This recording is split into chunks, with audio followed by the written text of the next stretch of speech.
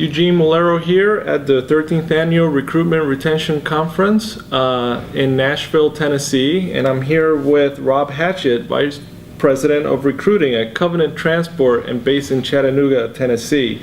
Rob, the conference is going pretty well, a lot of insight and perspective here. If we can take a step back and tell me briefly what you do at Covenant, and also what are some of the strategies, in your opinion, for recruitment and retention? Okay, well, I appreciate you having me. I love talking about truck drivers and about getting truck drivers to call Covenant home. That's what I think about 24/7, so thanks for the chance to talk. And one thing I think, and this is kind of cliche, but it is so important to set expectations up front. Yeah. And that's something that we recruiters sometimes get the reputation of just say what you need to say to get them here. And that's not our focus. Our focus is tell them what it's like here. And so for Covenant, when I think about our strategy, there's several things that we ask up front. Are you willing to run OTR? That's what we do. Everybody that comes in is running OTR. So we're not trying to tell them, oh, I got a dedicated lane for you, or I've got some type of engineered lane. It's you're going to be running OTR. So if you set that expectation up front, that's what's known. Number two, are you willing to be on a team? Because that's what we do. Yeah. And so if someone comes in thinking I'm a solo, that's not what we do at Covenant. We team people up, or we bring in teams. And so automatically, if I've set the expectation, you're running OTR and you're going to be part of a team, then they walk in the door and it meets their expectation. Also, we're out for 12 days and then we're home for a couple days. Are you okay with that? If we set that expectation up front, exactly. People walk in and they get what they expect. And that's so cliche, but so often we don't do a good job of that in this world. We sell something that's really not what we're selling. So I think that's very important for recruiting and then also for the retention side. Because if they can come in and say, you told me this and you did this, and I'm okay, I'm happy. And so I think that's very, very important. So I think knowing who you are, and we know who we are in terms of we're a team model, running OTR, that's what we do, and that helps us sell properly, and that is setting the right expectation. Talk about why you think the industry is struggling to bring in new drivers. Bringing new drivers, it's a reputation thing. Okay. And it is what I like to go to high schools. I present at high schools, and I start with the question is, what do you think about truck drivers? And sometimes you don't get the best responses, not because they have any real knowledge. It's just the way TV paints them. Or it's because they just know them driving next to them on the road, and they don't have an understanding of the profession that it really is. Another thing I like to do, and this is even at a conference like this, I like to ask the question to the group, how many of you have encouraged your child to be a truck driver?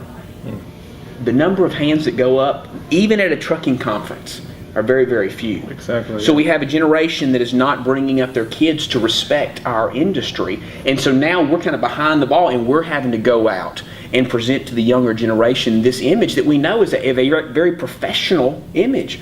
And the economy needs our industry. They need professional drivers. We're paying more money than we have in a long, long time. It's just we got to get that message out. So I think, and again, when I go back to Covenant, in our model, we are seeing more and more teams come in because after 1 year, they're making about $120,000 a year. So if you have two people come in that are wanting to team together, it's good money. Yeah. And so we see a good number of teams coming in that we train from day one. So we're very thankful that the message of our model seems to be getting out to some of those husband, wives, brothers, whatever the connection is, and there's good money to be made in a professional environment. But it takes all carriers and all trucking associations working together to really paint the professional image that we know we are.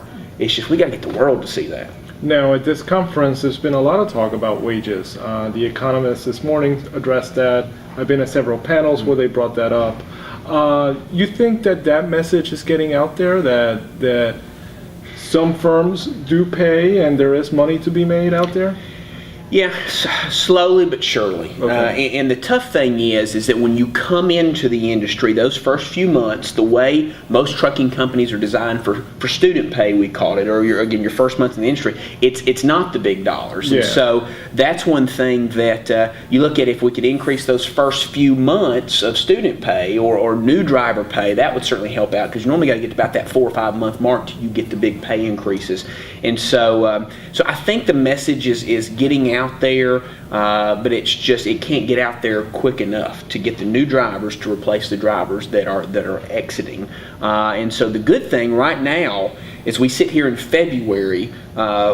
We don't have a driver shortage. I read so much about driver shortage. There's a freight shortage right now, and so we're having to say, can we grow our fleet right now? Of course, we'd love to grow our fleet, but if the freight's not there, and so now that's a temporary thing. And I say that right now because let's get as many people as we can get in right now, because there's not a shortage, so that we can be prepared. Because we know if GDP does anything, if it goes up at all, Yep. there's going to be a driver shortage. Yep. Now we're sitting back waiting. Okay, GDP, let's go. And when that happens, we will be in that. So our hope is let's just build them up right now, get in as many people, and so when the shortage does happen, when electronic logs do kick in, when all this stuff coming down the road, we know this stuff's going to happen, is that we can be prepared. But it starts with bringing people in the industry right now, today. Exactly. And Rob, this is day one of the conference. Is there one theme or one insight that you've gained so far? Are you surprised about a certain nugget that somebody said this is going to be a takeaway? It's interesting. So this is recruiting and retention, and so sometimes you look at it two separately, but then a lot of times it goes hand in hand. And I think one thing that's important for all carriers is to be realistic about your retention. And that is, what's a real number? We bring in a lot of students, and there's a lot of carriers that bring in students. Well, your turnover is always going to be higher, because students, they haven't really decided that they love trucking yet. And they may go out for 2 weeks and just decide, being a truck driver is not what I thought it was going to be. I can't be away from my family. And they just give up the industry. Nothing to do with the carrier. Well, because of that, your turnover is going to be higher. And so each carrier needs to kind of set a realistic expectation of, here's our turnover. But then you got to watch and say, where are the times where we could have done better? Where are the times where we messed up on the payroll and that was our fault? Where's the times where we should have got somebody home and we were a day late? That was our fault. And I think you see, and as I hear carriers, and as I think about our meetings at Covenant, the focus is every driver is precious. And yeah, we all make mistakes, but we can't afford to mess up on the payroll. We can't afford to get home a day late. We started a new home time guarantee, and that is every day a professional driver is late. If they're late, it's $100 extra. Because that way they know we've got skin in the game. It is important that if we're asking you to be out at least 12 days at a time and we don't get you home, we're going to pay you more money. Now our goal is to pay $0, because that means we got you home every single time when you're supposed to get home. But we're trying to show them we believe this is important. And so it's things like that to show every driver you are important to us when it comes to payroll, your pay, when it comes to getting home. And so the more we can do that, because we believe that, we've just got to show it every day. The more we can do that, that will help us in terms of retaining drivers, which is obviously a goal of every carrier out there. Correct. And how have the drivers responded to that? Oh, it's fantastic. I can imagine. Oh, fantastic. Yeah. And so just to let you know, we average paying out about $3,000 a month. Okay. Now, you think about that, that's 30 days. Yeah. So we've got 2,400 drivers, and that's 30 days a month. That's not bad. That means we're keeping our word to say, you want to be home on Wednesday, and we got you home on Wednesday. And so that lets them know, because before, or maybe some places, if you don't have that, what happens if you get home late? They say, I'm sorry?